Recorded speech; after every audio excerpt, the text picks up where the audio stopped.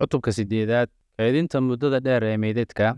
Kaydinta muddada dheer ee meydadka aan la aqoonsanin oo ay la socoto diiwaangelinta saxda ah iyo hababka isu gudbinta haynta waxay hagaajin kartaa fursadaha raadraaca si kor loogu qaado sharafta meydka iyo ixtiraamka xuquuqda qoysaska murugaysan. Marka meyd la aqoonsado, waa in loo sii daayaa ehelada ama bulshooyinkooda si loogu aaso si waafaqsan caadooyinka deegaanka.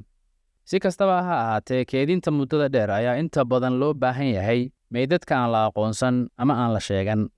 Haddii ay sidaa tahay, meydadka waa in si sax ah loo xafidaa, loona diiwaan geliyaa si mustaqbalka loo aqoonsado.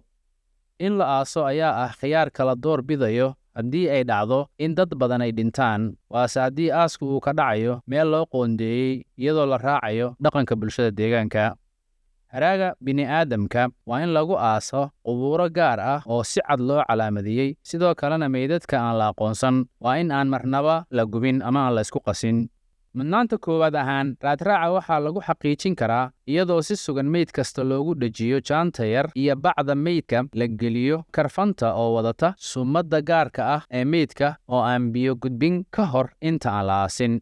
Booska saxda ah ee meydka waa in lagu muujiyaa dhagaxa adag ee qabriga ama dhagaxa calaamadda u ah qabriga. Sidoo kale, goobta dadka lagu aaso dhammaanteed waa in la liisgareeyaa, khariidad ahaanna loo calaamadiyo iyada oo uu la socdo nidaamka meelaynta caalamiga ah ee GPRS.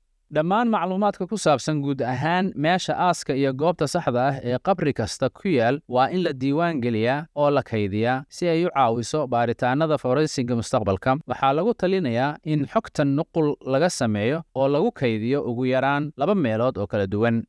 Ugu dambayn, foomamka isu gudbinta ilaalinta oo ku filan iyo risiidyada waa in la hayaa marka la wareejinayo haraaga meydka, bini'aadamka iyo alaabta. Habkan kaydinta muddada dheer waxaa loo samayn karaa hab hagaajinaya raadraaca meydadka.